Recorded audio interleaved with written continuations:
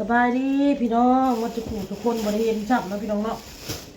ตัดอะไรเฮ็ดบดพี่น้องตีนเฮ็ดบดปลาหมอนเพิ่นซื้อมาแต่ตลาดเลยตัวใดมันอ่อนแล้วเลือกแกงเพิ่นบอกเลือกเอาเมื่อแกงเพิ่นปั้นให้ แบ่งให้เพิ่นมากิน แบ่งให้ร้านเมื่อกินมอนก็ซื้อเฮ็ดตั้งผ้ามากับบริเฮ็ดหยังแล้วก็เอาให้น้องเมื่อกินขอบมกขอบใจหลายๆ นี่ยังกินมาดูกันนะ นี่ก็ไข่นะไข่แล้วก็กับอัน ปลาทูกูนี่ กับปลาทูนี่ไงปลาทู กินมันก็ได้ไข่ ไข่ปลาทูมีอยู่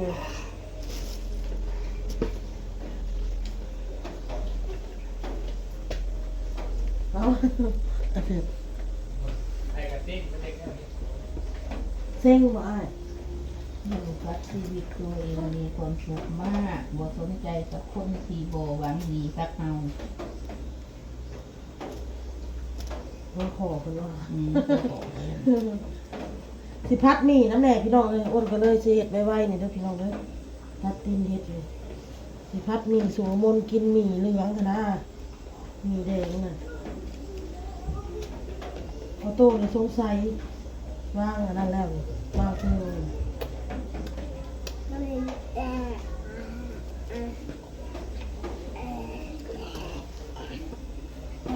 เจ็บหัวยังบ่เศร้าอยู่พอสิซื้อแวะซื้อยายังบ่ได้ซื้อ ยังไม่กินบะยายอยู่ นั่งเจ็บหัวอยู่นี่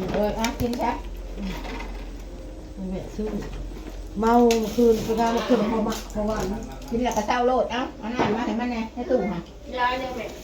ได้เจ้าพัวทำเป็ดคือที่นี่น้ำข่อย เจ็บหัว ไม่เป็นกินระบอก กินแล้ว ไม่เป็นตะเศร้าเจ็บหัวตะกินยานี่นะ มีลำเลือด ตะกิ พี่ น น้อง ยานี่แม่ตะเศร้าเจ็บหัวหรอบอก กินเมาแล้วก็ เปิด เลิ ไว้ ก ใน มา เศร้าเรียบร้อย ลำเลือดก็มาได้ เนี่ยยานี่ไม่มอนกินเนี่ยกินเม็ดหนึ่งในยุดเลย เจ้าก็เจ็บบ่มน บอกกูสิเจ็บจังกูอยากนอนอย่างเดียว เ กูสิเจ็บกูจะอยากหลับ นี่แม่สิเล่นะลูกเอ้ย เอาลูกเอาบ้าง น้ำน้ำมาลูกไหม มากินบ้าง น้ำน้ำแผ่น้ำเอาไปใส่ไหน เจ้าว่ายากบ้างนึกอิ่มขนมบ่อยากมากินท่านอยากบ่ยากเอา เป็ เอน ง จะต่อสายยางของน้ำอีกที โอ้ยขอบใจเด้อเด็กน้ำดอกเลยกินหน่ ก็ อย ระบอก จะเปิดด้วย กูเสียการขายหล่ะ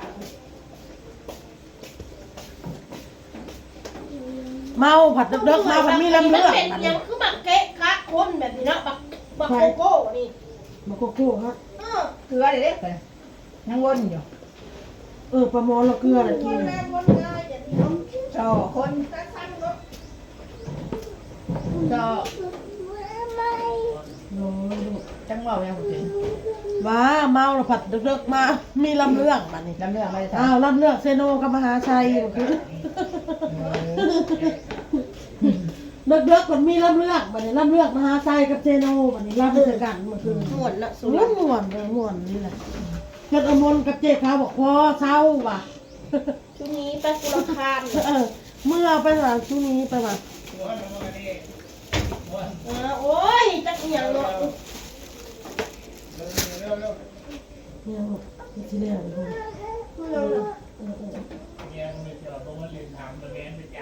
มันแต่ที่เรียกเลย ควักแม่ไปใส่แบบแม่ไปใส่แบบเบอร์แม่ไปใส่ ถ้าเบิ่งพัดหมี่ต่อเด้อพี่น้องเด้อตัดตีนเฮ็ดกับบริเห็นเด้อถ้าเบิ่งพัดหมี่พี่น้องเลยเอาบัดนี้เราสิมาเฮ็ดพัดหมี่เด้อพี่น้องเด้อพัดหมี่ก็เอามาลวกซะก่อนพี่น้องเลยลวกเส้นซะก่อนน้ำที่เราลวกนี่เราก็ใส่น้ำมันหมูมาถึงเนาะโอเคบัดนี้สิเอาออกพี่น้องสิบ่ได้ลวกเปื่อยเป็นไรเพราะเฮายังสิพัดอยู่ตอนน่ะเนาะตอนขั่วนะตอนนี้ก็สิมาเจียวน้ำตาลพี่น้องเอ้ยเจียวน้ำตาลกับบริษัทร้ายเอาสำนีเพราะว่าเอาตามหมี่เนาะหมี่มันกับบริษัทร้ายเป็นไรเนาะพี่น้อง เบอร์เห็ดเบอร์กินแม่เบอร์กินก็เคยดูสื่อเห็ดที่ดีมันเบอร์ของดูสื่อ แล้วก็โอ้โห เ ห็ดเด้งแซ่ลูกซีนใส่ชิ้นลายแซ่เห็ดเด้ง ใส่กระเทียมลงไปเลยเด้อพี่น้องเด้อ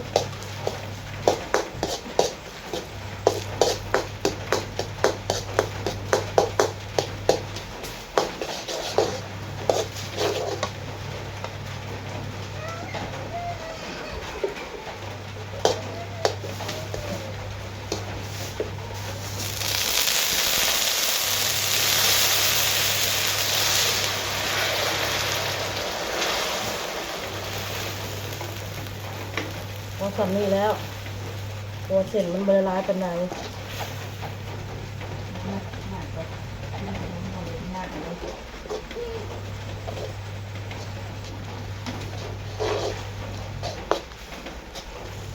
พอดีเนาะกับเส้นเนาะ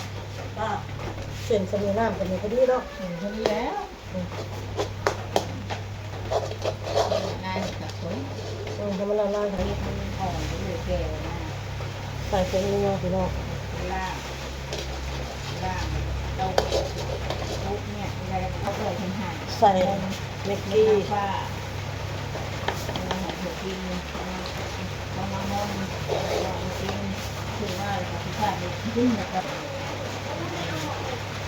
ใส่มันหอยมันนี่พี่น้องเนาะ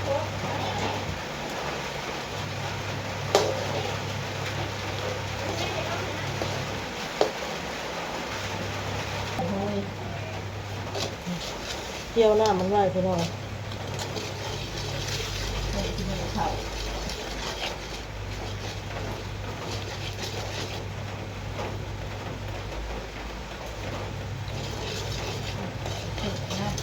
ลูกไม่ลูก ซีมมันโอเคแล้วครับกะเอาเส้นลงมัน ลงกินมาแต่ก็เริ่มเห็นสื่อทางสื่อ อันนี้อ้อนเอาสิใส่เส้นลงเลยพี่น้องเด้อเส้นลงเลย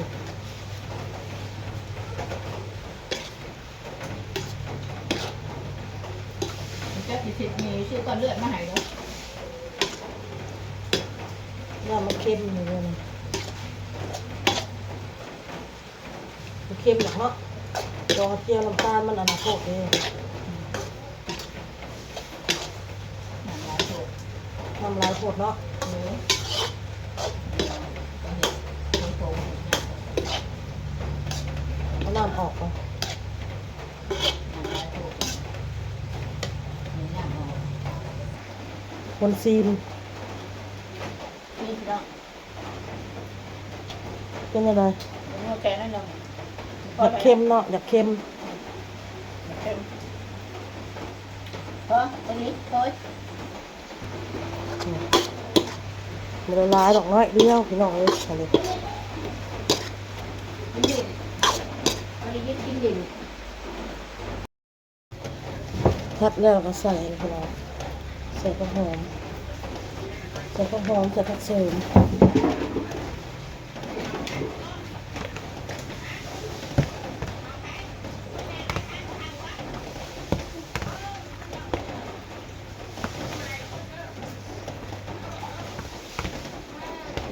ไปซื้อเครื่องเลยพี่น้องอ้นกันเมื่อเป็นเนี่ยซื้อเครื่องซื้อเนี้ยไปเห็ดชูหมูกินแมลงเนาะมันเกิดออโต้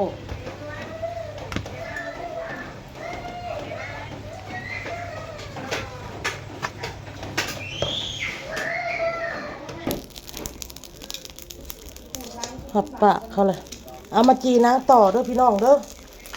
ป้าบันนี้อ้นก็สิมาจีนางให้ป้าเด้อพี่น้องเด้อป้ามอนเพิ่นสิเห็ดอันนั้นพี่น้อง ทีเล็กมือ เพิ่นสิอ้อมขี้เล็กอื่นพุ่นละแต่ว่า ไว้วันนี้ จีไว้มื้อนี้พี่น้อง ทำอ่อนเลย ให้มันอ่อนแล้วอ้นก็สิจีซีมจัก2 ตอนกินกับอันนั้นเนาะพี่น้องจีนางนี่นะแจ่วมะกอกมาป้าแจ่วมะกอกพวกพักจีนางแซ่บสุด ได้เล่นบอกของสื่อมาม ะกอกนี่เด้อนะแพงแล้วมะกอกอันใหม่เด้บัดพอมันหลายๆกระทุงหนึงหากระจีบอย่าเฮ็ดลูกบ่เฮ็ดมันน้องลูกบ่เฮ็ด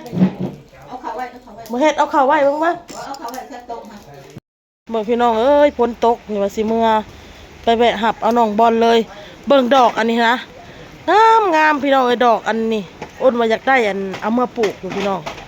นี่ เอามาปลูกอยู่อันหน้าเฮือนเนาะพี่น้องเนาะเพราะว่ามันงามพี่น้องปลูกในแจหัวจักเพิ่นเอิ้นดอกอีหยังดอกพิกุลทองบ่ดอกอีหยังอันเนี้ยถูกรถแล้วทางนี้อยากให้อยากเมื่อถูกรถแล้วเข้าไปทางในขอดหมี่พัดยังก็แล้วแล้วจีนังให้ป้าก็แล้วแล้วแส่ให้เล่าแล้วเรียบร้อยหมักลินไหมนี่ยังบ่ได้แล้วจีแล้วแต่ว่าแส่ไว้ในขุมันยังบ่ได้นะเฮ็ดเองเด้อจีนะพี่น้องเลยยังบ่ทันได้นะให้เราสิเฮ็ดเองปะอ้นสิไปหับเอาลูกก่อนนางเค็มเพื่อสิอันทุบอาราจีบักละลายหนึ่งพี่น้องเอ้ยผู้นั้นกินผู้นี้กินเนี่ยนะขณะอ้นก็ยังกิน2 ตอนผู้เนาะมาแส่ได้สำนี้พี่น้องตาสิมาแกงใส่อันผักขี้เหล็กเบิ่งอ้นว่าอยากไปเก็บอันใบมะกรูดพี่น้อง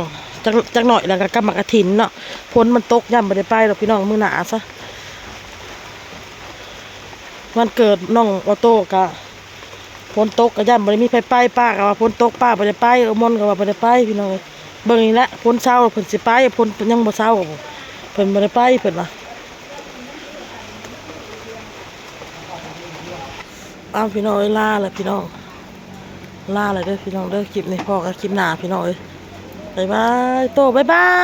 ยอยากเมื่อทำลายรถ